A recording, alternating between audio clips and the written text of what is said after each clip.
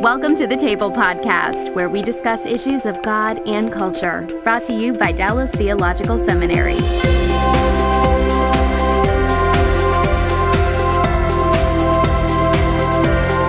Welcome to the Table. We discuss issues of God and culture. I'm Darrell Bock, Executive Director for Cultural Engagement at the Hendrick Center at Dallas Theological Seminary. And my guest today is Abe Kuruvilla, who is professor of preaching here at Dallas Theological Seminary. He gets to listen to lots and lots and lots of sermons. Student sermons. And do you have any idea about how many it is in any given semester, what the range is? Depends on the load, but I have heard up to 96 a semester. 96 sermons a semester. So that's packing 2 years' worth of church preaching in one semester. That's exactly right. Sometimes it worries me about the church. Yes, I understand. So how did you end up being a professor of preaching? Well, that goes back a long way. I was working on a PhD in a medical field about 3 decades ago in Houston. Okay, so you were a medical doctor to begin with, correct? That's correct, okay. Yes. I was working on a PhD in immunology when I happened to be thrown into a church plant situation. Uh-huh. They didn't have anybody to teach, and so I was it without any theological education whatsoever. And actually, it's not that unusual a situation to be in parts of the world. It leaves me with great sympathy for those people. Yes. And I just enjoyed what I was doing. It was probably some of the most formative years in my life. Thoroughly enjoyed the churchmanship and everything that goes along with it, particularly preaching. And that's when I decided someday I want to go to seminary and study more about preaching and do some writing about it and end up teaching it. So here I am. So did you do any formal theological training before you came into seminary, or how did you get exposed to your interest in pursuing seminary? The churches that I attended when I was in Houston were pastored by DTS profs, and that influenced my direction. So you came here for your studies? Yeah, about 10 years after I decided I wanted to go to seminary, I ended up here. Okay, well, that's good. You acted quickly on that decision. I did. That's good. It started late. And you were just drawn to the preaching while you were going through? Is that what happened? Preaching was an interest, as I said, when I was in that church plant situation. And I got more interested in the hermeneutics of preaching while I was going through seminary. And as I was doing more pulpit work, there were issues in preaching that stuck in my mind and said, I want to work a little bit more on this and maybe spend the rest of my life working through this, which led me on another pathway to Aberdeen. That's and another right. PhD. But the end of it is I'm still here and still working on preaching and trying to learn from my students. So your doctoral dissertation was on the hermeneutics of preaching? Yes, how to go from text to praxis, the movement from text to application. Okay, very good. Well, that's a theme that is beloved to both of us, so we could have a great time here. So let's talk a little. Our topic is, what makes for a good sermon, which I guess you formulate in part by hearing a lot of mediocre sermons. Well, there is no such thing as a perfect sermon. Yes. So that I tell my students that all the time. And I'm happy if I can do a B+ week after week. I'd be very content with that.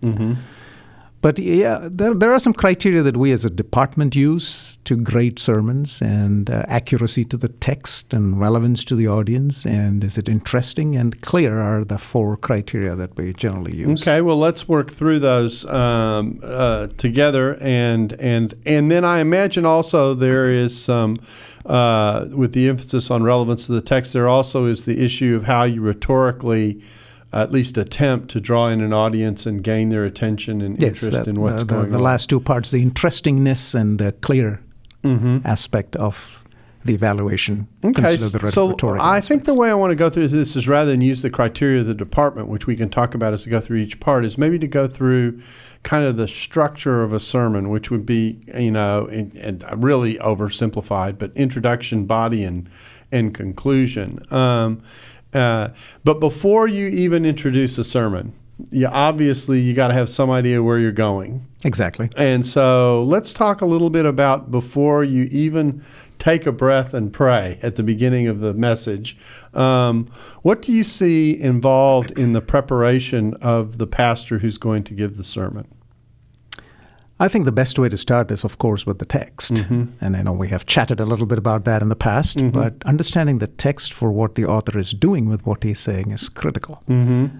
And that is the first step towards moving towards a sermon. Mm-hmm. Once that is covered, then you start thinking of how can our lives be applied to that text, to the call of that text, or the other way around, how does the text apply to the audience?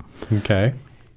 And then once those are clear, then at that point you start thinking about an outline and organizing things. Okay. Now, obviously, one of the challenges of communicating to a sermon is the variety of people that you're dealing with in your audience, that not everybody's coming from the same place.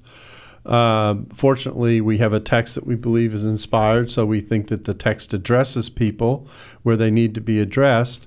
So, there's a very famous book on preaching by John Stott called Between Two Worlds, in which his metaphor is, you're trying to connect the world of the text with the world of your audience. What again, even before you get up and speak and prepare in the text, how do you begin to think about those two parts of the sermon, the world of the text and the world of your audience? Let me address the second one first. Okay. I really think that preaching ought to be pastoral, mm-hmm. by which I don't necessarily mean the office of pastor, but somebody in a shepherding capacity, whether that means a large church, a small group, a Sunday school class, youths, young adults, whatever that might be. So you cannot divorce preaching from pastoring. The ideal is that the two should go together, because preaching is a form of shepherding and spiritual formation. Mm-hmm. So knowing your audience is therefore very critical to that aspect. Mm-hmm. And that's where I try to bring in the audience factor, claiming that preaching ought to be pastoral. Mm-hmm. That's critical. Going back to the other aspect of the church, the aspect of the preaching, the call of the text is usually something very general and generic, mm-hmm. so to speak. It may not necessarily deal with 21st century life in specific terms. Mm-hmm. The task of the pastor then is to say, in view of the fact that I am your spiritual director, mentor, preacher, pastor, elder, parent figure, so to speak, exercising pastoral wisdom at that point, I think this is what we should do in light of the call of the text. These are the specificities that we should engage in.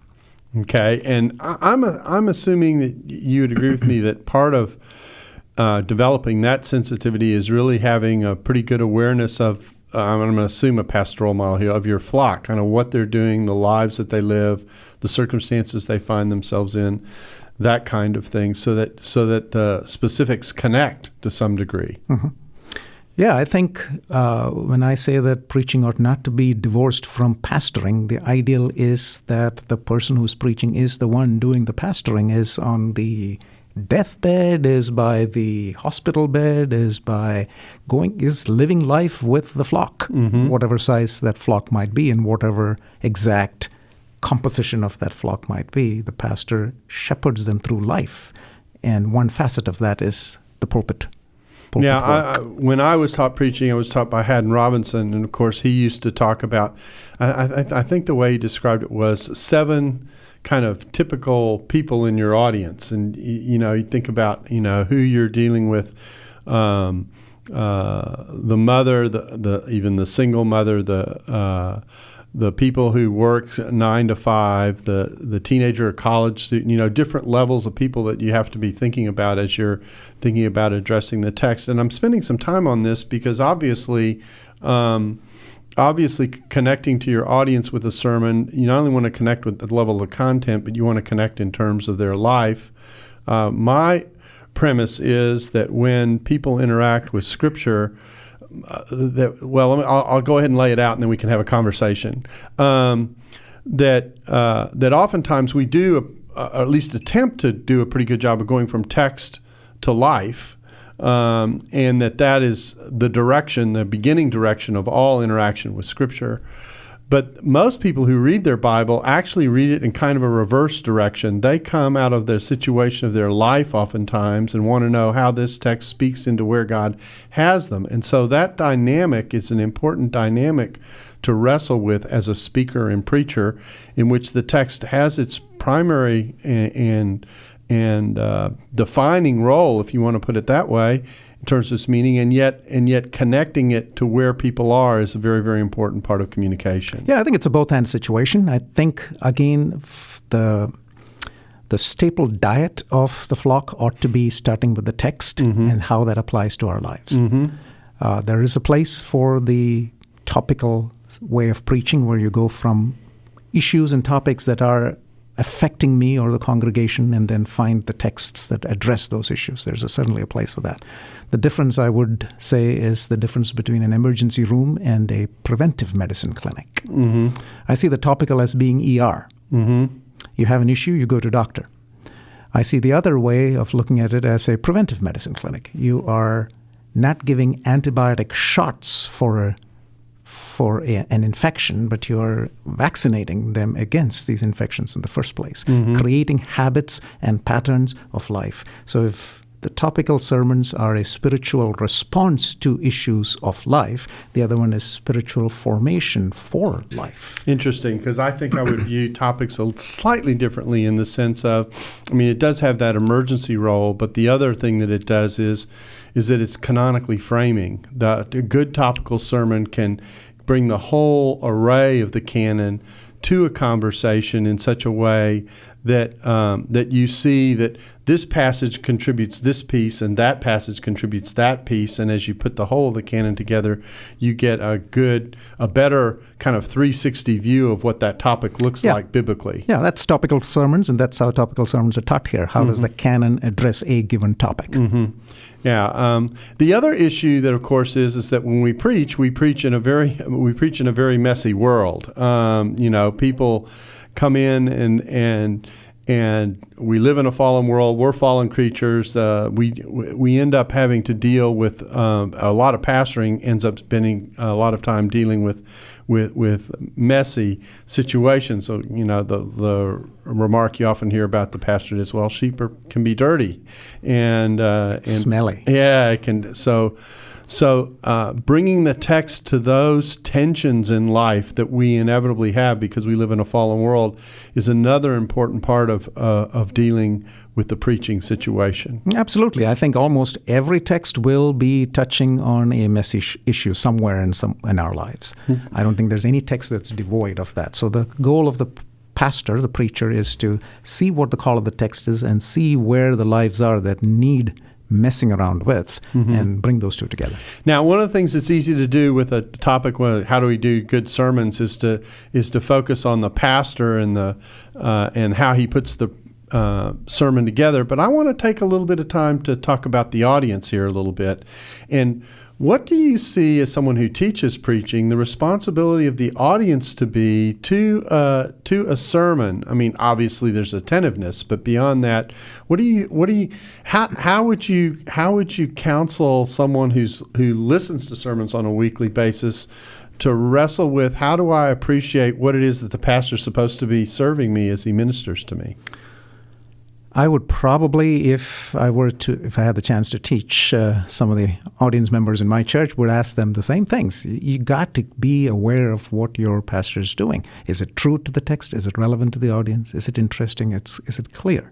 It's not enough that it be interesting and clear, but it's got to be true to the text and relevant to our lives. Unless all of those things are there, a sermon it doth not make. So I would say that's true. That's almost like putting a critical hat on. While that is important and that should be something that our audiences should be aware of, there's also the sense of submission to pastoral wisdom. I am reminded of one of my departmental colleagues who preaches in a local church, which is attended by one of our language profs. So knowing what my colleague was preaching on, I went to this language prof and asked him what he thought about my colleague's preaching on this topic, knowing that he probably wasn't doing the text much justice. At least that's what my colleague himself had confessed to me. Okay. I actually may know this scenario, but You go might. ahead. I was taken by the response of this professor of this language department. He said, well, I need to listen to so-and-so. He has a lot of wisdom. He has a lot of wisdom. So he was basically telling me that while he thought the person was probably not true to the text, that he respected the pastoral wisdom and the ethos that the man brought to the pulpit, and that he needed to listen. I think that ought to be a principle of first importance for anybody listening to a sermon. So open ears and open heart, but with a touch of a discerning eye. It's a principle of charity with which you address the first principle with which you listen to somebody, or even you read something. I'm going to give the author or the speaker the benefit of the doubt. I'm approaching this with charity. Yes, I may not agree with him in the end, but I am going to give him the benefit of the doubt. And if nothing else, he is my pastor, and I should listen. And I confess, I've heard lots of sermons where I go, I'm not sure I read the text that way, but actually the application that's being drawn out of it is not too bad. and so it does represent a little bit of a challenge. Well, all that is kind of introduction and prolegomena to kind of working through this. So let's talk about the introduction to a sermon. What should an introduction of a sermon seek to achieve as you walk into it? And granted, there are a variety of ways into a passage. So when I ask this question, I'm sort of asking it generically with the recognition that sometimes there are lots of ways to play with the way in. Yeah, there are a lot of ways to open the door. As one has struggled with the text and gotten a sense of where it's going and how you can make it relevant, the next real thing that you need to struggle with, which forms an important part of the introduction, is what is the need for the audience? Why should they listen to this sermon? Why should they spend the next 20, 30, 40, 50 minutes listening to this sermon? What is the need? And it is up to the preacher to elicit that need if it's not felt, and to create that need. And the lead-in to that need is usually some kind of an image of some sort. So and there's an image, there's a need, and then there's the subject of the sermon. There is the text from which it is obtained. And then a preview is often helpful, as to say, you can hear this in 3 or 4 different ways. So you're catching their attention. You're telling them why they should listen. You're telling them what they're going to listen to, the subject. You're going to tell them from where this is being got, the text, and you're telling them how they should listen, the preview. Those are probably the 5 essential aspects of an introduction: the image, the need, the subject, the text, and a preview. Okay, now let's talk about the subject of the sermon a little bit, because what you're introducing here is something that, at least in many preaching circles, is called the beginning of a homiletical idea. I'm in my own mode here. The beginning of a homiletical idea, and laying out the theme or the proposition of the sermon in many ways is at the core of the idea. What the text is actually affirming, or where the text is taking me, and in thinking about the idea, how much of the idea is the content of the passage, and how much of the idea is pushing towards the application of the passage? It is probably moving more towards the application than the content. Okay, but in a very general sense. Okay, the attitude we must have in such and such a situation, something like that, without giving too much away in the introduction. Because part of the issue is going to be you want to introduce the topic, but you don't want to spill all the beans at the beginning. You want to play so your keep the cards interest close to your chest. Yeah. It's interesting. The reason I raised the content versus application question, of course, is that we work on the front half in our department on the developing the message of the text in a way that the exegetical idea of the text gets affirmed and identified. I try, because I'm thinking about the fact that the exegetical idea, the content idea, usually gets left behind for the homiletical idea when you actually handle the passage. I try very early on to get the student to be crisp. Most exegetical ideas that we see are long and unwieldy and are way too complex. But I take it that one of the goals of the idea in identifying the subject, and then eventually we come to the complement, of course, is to state this in a memorable, which means it oftentimes has to be in a kind of crisp kind of form. Are you talking about the introduction? Setting it up the idea with the introduction. Yeah, the subject could very well be a question. Okay. What will you do when opposition mounts against you? Mm-hmm. That could be enough. Mm-hmm. So really the subject is, I'm going to tell you at the end of the sermon, you will know what to do when opposition mounts against you, or something of that sort. So you may not come out and state it as the beginning of a proposition. You may just simply raise the problem to get in touch with the felt need. Right. And the felt need is that opposition is active against us. And I'm making this up. Right. So there would probably be a particular context in which this opposition is working, but that could very well be the need, and the image might be the story, the picture of some kind of opposition. Mm-hmm. And moving to the need is you and I are going to face this opposition if we already are not. Mm-hmm. How will you handle it? That's the subject. Mm-hmm. Today we're going to look at such and such passage, and first we'll see this, then we'll see this, then we'll see this, and basically saying this is what you're going to get at the end of the sermon. Okay, so you're as you mentioned, drawing attention, creating interest. You're also doing a little bit of mapping for where you're going to take people. The preview, how they will hear it. Right. Okay. Well, we're almost at our break here, so I don't want to get too much into this. Let me ask you this question: What are some problems with introductions that sometimes come up?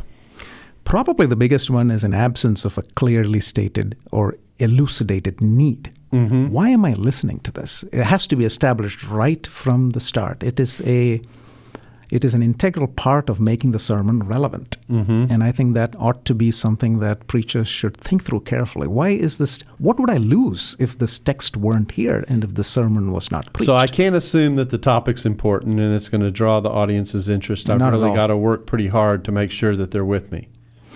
This is, somebody once asked me, what's the difference between your seeing patients and your preaching? That was a very open-ended question, but I thought about it and I said, my patients come to me knowing that they're sick. Mm-hmm. Not so with my audience. Yeah. They don't know why they're here. They don't know why they need the sermon. They don't know why they are sitting through this. Not in a hostile fashion, but generally apathetic. So I have to tell them, this is important. This is why we're preaching. This is why this text is there, because this is what you're going to learn. Mm-hmm. This is critical for the way you and I live our Christian lives, and this is how God would want us to live. And oftentimes it's with topics that a person may or may not have even thought about being significant to their spiritual life, and yet there it is in the Bible. Or that there is actually a call for from the text for this particular behavior in such a particular situation. Mm-hmm. To that level of specificity, I don't think people have generally paid attention to that. Well, I feel a little bit like we're doing some science here, but it is fascinating to think through what goes into a sermon and particularly what sets it up, because I do think that sometimes the most critical part of the sermon is the first 5 minutes when the audience actually decides whether they're going to buy in to the rest of your time or not. 180 seconds is all you have. Yeah. So that's when they say, I'm going to listen or I'm not going to. Yeah, it's not long. Okay, so we've introduced the sermon. Okay, we had been in the business of introducing the sermon, which really is the last thing you ought to do as you prepare the sermon. Interesting, yes, because you want to know what you're introducing. Exactly right. So it's interesting because I'll leave that for later. And you've already mentioned that you have about 180 seconds to gain your audience's attention and their commitment to listen to you while you present the need and try and introduce the subject and do those things that a good introduction is supposed to do. Working with an image that sometimes will drive the sermon and the backdrop of the sermon. Let's talk about the body of the sermon itself. And obviously here the text is king in terms of what drives the passage. But here's a question I often get asked and I think raises some interesting issues, and that is, when you pursue the message of the text, do you feel obligated necessarily to go in the order of the text, or do you have some freedom as to how you go about bringing out the idea that's in the text? Yes, there's considerable freedom. I'm not constrained to go in the order of the text simply because it's a different medium. It's written and I'm speaking. I need to convey the thrust or the theology, as I call it, of the text, but I may not necessarily have to go verse 1, 2, 3, 4, 5, 6 in that order. So sometimes you can work backwards to unview the logic of the text, or dive in the middle where maybe the center theme is, or depending tension. on you, your audience, and how you want to convey this across. Okay, so part of this is to suggest how much, and I mean this in a positive sense, how much creativity there is in doing a sermon and working with the meaning of the text, drawing out its interest, drawing out the points, etc. There's a lot of the preacher is faced with a lot of options. Far more options than there are preachers. Yeah. So I generally have in my mind the picture of an engine. What I want to teach then is really the engine. You can put whatever body you want on it, whatever color, whatever shape, AC, no AC, heat warmers, seat warmers or not, or seat warmers are really recommended when it's cold. But anyway, go ahead. So all of those things are your choices. Those are options that are based on you, your personality, your audience, and where you're ministering. Realistically, what do you think about the kind of time that a pastor can give to the preparation of a text? I mean, this is something that I know we've discussed in our own exegetical department. There's the ideal world that you wish people had enough time in the context of the pastor to be able to spend, say, X hours on a text or something like that. But the reality often is that you don't have that kind of time. So what kind of advice do you give to pastors as they think about the time they spend actually interacting with the text? Over the last 2 years, I have had on my blog at homileticswithanx.com a series of interviews with a number of preachers. And one of the questions that I ask them is how many hours they spend on their sermon. It's interesting if you want to go back and compute the average. It's about 15 to 20 hours for a sermon. And I would say from my personal experience, I would fit into that. That's actually very close to what we recommend as well. That's interesting. Yeah, we tend to be on the upper end of that number, but that's basically the number that we give students. And the other thing that I think is important to realize is, and I do think this is true, is that the more you teach and preach, it's a little bit like a building snowball in the sense of your understanding of the text grows as you spend more time in the Word all the time. So I remember, I think this was in Oswald Sanders' book on spiritual leadership, in which he's telling the story about giving a talk, and someone walked up to him and said, "How long did it take you to prepare that message?" And his response was, "All my life." That basically he was saying he was drawing on everything that God had taught him in his exposure to I would say that if somebody asked me how many years did it take you to become a dermatologist. Yeah. So it's a good answer to the question. So let's talk about the text a little bit. How do you recommend people interact with the text? What I have in mind here, their own study, their use of resources, that kind of thing. What kind of recommendations do you give to pastors? I'd say both and. Okay. Since the Holy Spirit speaks through voices other than me, I have to respect that through the democracy of the dead, even dead authors and those who are writing. Thinking of books as just funnels of everything that God has taught God's people over the ages. So it's a both-and situation for me. Yeah, we use the picture of they're like conversation partners for you about the text, and good commentators will spur your thinking in ways that will help you encourage your preaching. Not just, interestingly enough, a good commentator will do it in a way that doesn't just spur your thinking in terms of the content of the text, although oftentimes that's what their goal is, but sometimes they'll spur your thinking about how to even frame and present the text. That image that you're talking about or something like that sometimes will come out of your interaction that you use with those in the conversations you have with those. They're dead. The page is dead and the words are dead, but they're coming from a live mind that is trying to stimulate your thinking. And they're interacting with a live mind. The reader himself is a live mind right there. So. Now, again, this is kind of a positive and negative template I'm using to ask you these questions. But what are some of the problems or issues you see in interacting with getting to the meaning of the text? What do you commonly run into? I think probably the biggest one for me, and this is something that I've been working on for a while, is catching the thrust of the text, what the author is doing with what he's saying, the sense of the pragmatics of the text. I think we're very good at understanding the semantics of the text, what it means, how the words relate to one another, and the clauses and the parsing. Going beyond that to ask, so what is the diagnosis? All of these symptoms, how do they add together and come up and create a diagnosis of what's going on? I think that's the biggest failure, and that's something that I also see commentaries as being not very attentive to. So, and when you say that, are you thinking about a how, a why? I mean, what kinds of questions are we trying to answer when we're looking and fishing for that thrust of the text? Or is it the question is determined by what the text itself is doing? Yeah, the text drives that, and the questions are driven by the text. But still, why is this said? Why is this stated here? What is it doing here? How does it fit all the other elements in a pericope or a preaching text? And how does this pericope fit with pericopes preceding and following? And so all of the sense of what is the author doing in a whole book as well as in this pericope that contributes to the movement of the whole book. So this is important. A pursuit of a message in a context, really. Very, very much so. Yeah, and can be very much a challenge. And it's one of the, if I can say it this way, it's one of the problems that preachers have if they come with their situation.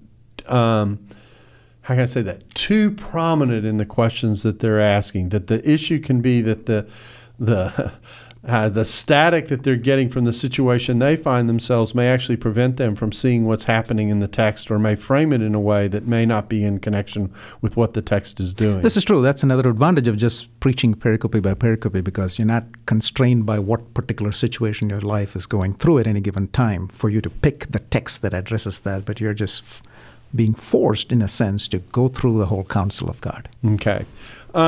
So what other advice would you have for those who are thinking about gaining the meaning of the text? You say you've been wrestling with this for a long time.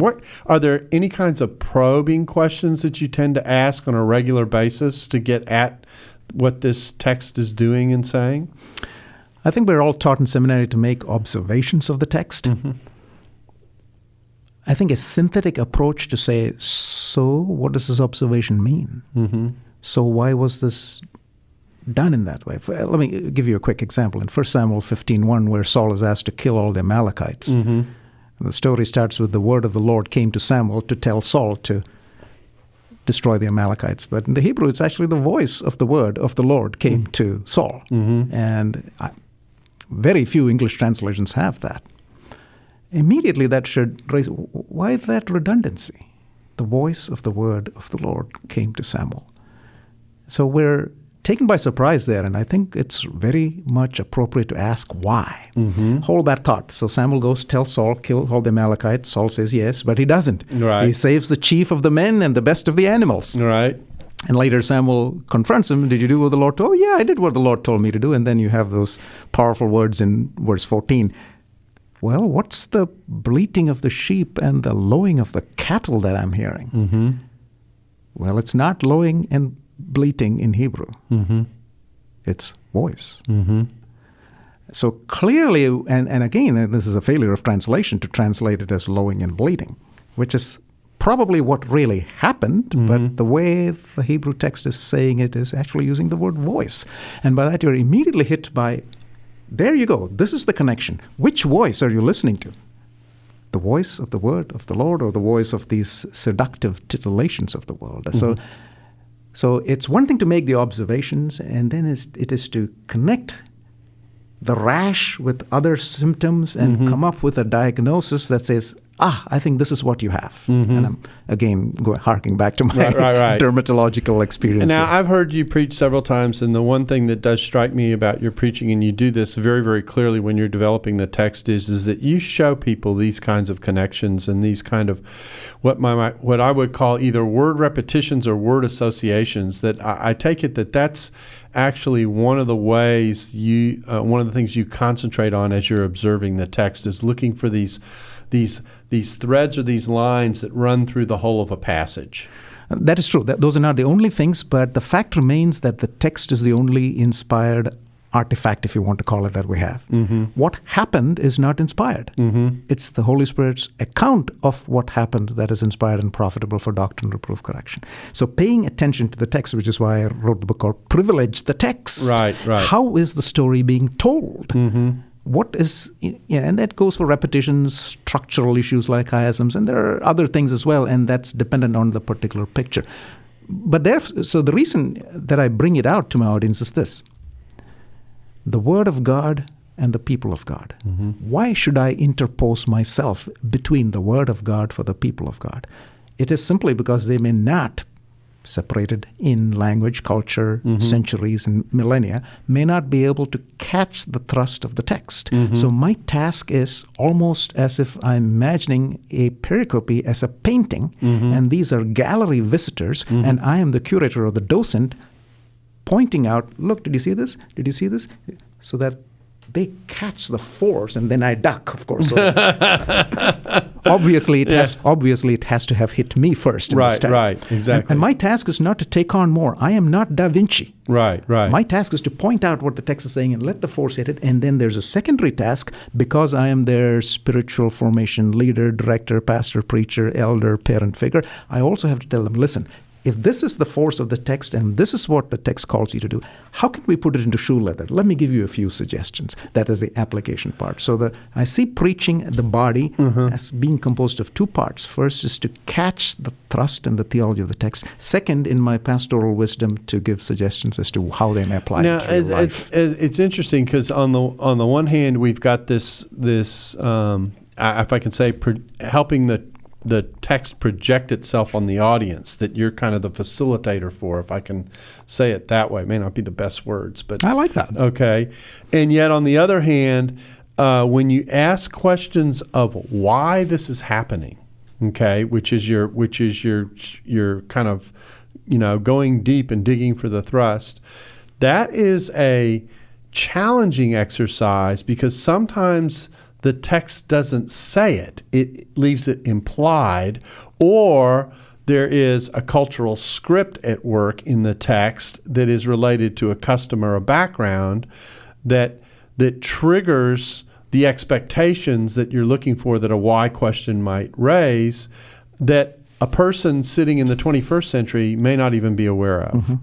So that's one of the challenges of the preacher, isn't it? Yes, of course. Connect those. Yeah, and I think all of those dots? are important. I have to take a family history for genetic predilections. I have to take a social history for habits. I have to take a personal history for demographics and occupation. I have to take a medical history for past ailments and earlier maladies. And then I have to examine the patient and do the current modalities of studying the current issue, the pericope, if you will, with all of those histories in the background contributing to my study of the facial rash that, say, you might have when you come to see me. Right. And all of those impinge on it to some extent. Sometimes yes, sometimes no. Right. Sometimes the family history may not have anything to do with the facial rash. Exactly. Sometimes an occupational history may have everything to do with the facial rash. So that has to be... You have to exercise some discretion over what's important, what's not. And this is where diagnostics are critically important. I got to see all of these observations, backgrounds, everything. And this is important. This is not. This is, because they're all adding to one thing, the diagnosis, which is the best explanation for the observed symptoms, data, textual clues. I feel like I would keep asking you questions. I'm not only going to get how to do a good sermon, but how to do a good diagnosis. I think the diagnosis of texts is something that we really need to be working a lot more on. Yes. Not just a random, for instance, if you come into my office with a rash, I'm picking on you. Right. 63? Yes. Right, you're right. 63-year-old man with a December birthday coming in with a facial rash. That's right. He's a little thin on the top. He's got glasses. He's wearing a brown shirt. Yeah. Now, how many of those are important for the rash? Right. Oh, by the way, he's got a little redness and some papules and macules on the. I immediately have to discount the shirt is probably not going to. The fact that he's married to Sally is probably not significant for his face, unless she slapped him or something. Right. So I have got to immediately clear away some of the brush. I can't, as somebody once said, just be browsing like cattle, just picking every blade of grass, but I've got to be exercising. There's some discretion as to, I think this is what is happening here. And you're assembling a lot of pieces and trying to make, for lack of a better description, some sense out of all the pieces that you have. I mean, it's in medicine, that's called inference to best explanation. Here are the symptoms, and here are all kinds of observations: red shirt, brown pants. Exactly. Yeah. I'm discounting them. These are critical, and from that I'm going to make an inference. And if that facial rash, for instance, is, say, psoriasis, well, now I'm going to be somewhat deductive and say, if it is psoriasis, Darrell should have something else, say, on his fingernails.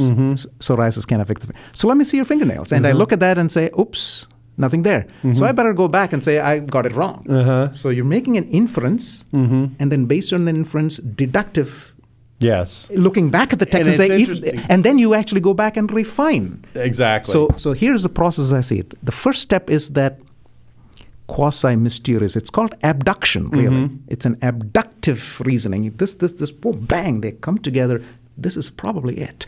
Now I'm going to have a deductive approach. If this is it, then the text or the patient should have this, and this as well. Every other thing in the text should be adding to that. And if it does, great, my diagnosis is established. If not, I got to redo it. So there's a deductive process. And at that time, with all of the deductive things, I may go back and do another inductive, which is refining my hypothesis. So it's abduction, then there's deduction, and there's back to induction, which clarifies my diagnosis. I think this is what you have. Now let me apply it, or let me treat it. Yeah, great. And in the hermeneutics, of course, we talk about the hermeneutical spiral and the interplay between what's going on in the text and then what you're attempting to see there, and that it's a similar kind of dynamic. Now, let's talk a little bit about the move from the text to the application, because obviously the goal of preaching isn't merely to communicate content that I understand in my head. You're a pastor. We're back to the doctor image. A pastor works on the heart, and so let's talk about that transition a little bit. How do you encourage your students to move towards what you might consider to be appropriate application? Often, I may even go so far as to say always, the call of the text will imply at least a very general application. For instance, in the 1 Samuel 15, okay, once the force of the text hits the audience or the reader, me in my study, I get the sense, yes, I need to be attending to listening to exclusively the voice of God and shunning the voices of the world. So there's an inherent call of the text to live in this fashion. Now the question is, how do I start doing that? What are the habits that I can cultivate so that these habits take over, as Aristotle said, become second nature, and it becomes disposition, and it becomes Christ-likeness as it grabs all of my life. So this is where the pastoral wisdom comes in. Okay, we know we need to listen to the voice of God. How are we going to do that? Now that's, it just struck me that one thing that I did personally, I'm not sure if it was based on 1 Samuel 15 or not, but it fits, and I could use it for the sermon, is in the days when I was working, I used to have a PC. I had an application launcher. In other words, it's a launcher. I could program keywords to open a particular application. So my Bible program, I was using BibleWorks then, I programmed on this launcher to be launched with, when I type in the letters, HIA. For me, in my mind, it meant here I am. So whenever I type in HIA, BibleWorks opens up. It's a little habit that got me into thinking, this is the voice of God that I need to pay attention to. Here I am. I'm walking into his room. Yes, it's the sense of exclusive attention. Right. So it was a habit that got built up in me, so much so that every time I fire up Logos or Accordance, or I'm not doing HIA anymore. Right. But it's become second nature to start thinking, I'm in the presence of God. This is a special place. I need to be listening. So this is the kind of thing that you want, that you as the spiritual formation director, shepherd, all those synonyms, preacher, you're calling for creation of certain habits and lifestyles, one step at a time, so that as it grabs you, it becomes a passion. So I always say ritual practices, HIA, lead to radical passions, that it takes over. And then you see the benefit of doing that, it hits you even more. So you start doing it all the time. It just snowballs into a powerful thing. This is what we hope to do week by week, create new habits, immunization, so that the later problems may not affect. So you're, in a sense, going from the call of the text and you're giving certain significances, how this may concretely be accomplished in your life, how you might draw one step closer to the call of the text to listen to God's voice exclusively. I've got about 4 different thoughts, and I'm trying to sort out which one I want to go. I think one of the questions that I have here is that, of course, one of the challenges of life is that sometimes you're put in circumstances that you're not directly responsible for, someone draws you in to controversy, or you're in a family where there's something else going on, the dynamics are not something you contribute to or something like that. And so this formation of character that we're talking about is so important as a preventative exercise, which is part of what preaching is supposed to do, is also a forming exercise. So no matter what circumstance or situation God places us in, we have attempted to become equipped and prepared for dealing with it. Way back when. Right back when. That's right. Yeah. Again, it's a full life. It's a full life enrollment. Yeah, exactly. So in my sermons, I tell my students, don't shoot for too much. Our responsibility is simply to take this text, show how life can change, and to create new habits with that. Don't try to accomplish everything in one sermon. If God gives you a chance, you might preach next week. Plus, your people are listening to other sermons. We're simply just one little cog in this huge machine that God has. So my task, my responsibility is to this text for this moment for this audience. Okay. Now, we got a very little time to talk about the conclusion. How do you wrap it up? I mean, how do you pull these all together? What do you hope to achieve in a conclusion? You may want to reiterate what the call of the text is, and then maybe give an image of how the application has changed lives or something like that, and conclude it. It's not, and there are many different ways of doing that, of course, but summary is probably the good way of looking at a conclusion. And without any new material introduced in. You may have forgotten something, don't bring it into the conclusion.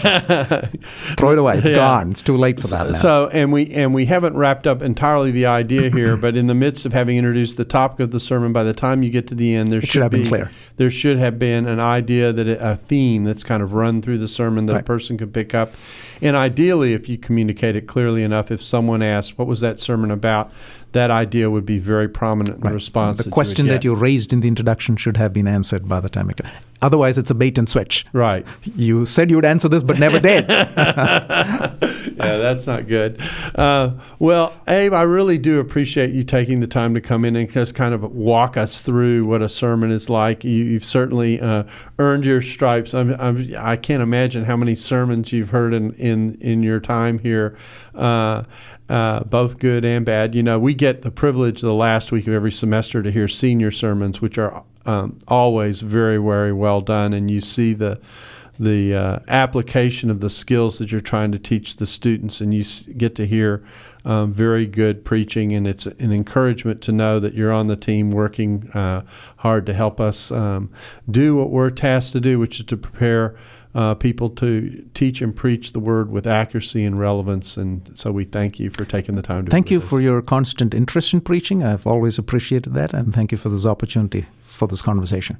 Well, we're glad you were able to join us, and we thank you for joining us at the table. We hope you've enjoyed this kind of review of what a sermon is like, kind of looking at the inside of what it takes to produce a sermon, and we hope you'll be back again with us soon on the table. Thanks for listening to the Table Podcast. For more podcasts like this one, visit dts.edu/the table. Dallas Theological Seminary. Teach truth, love well.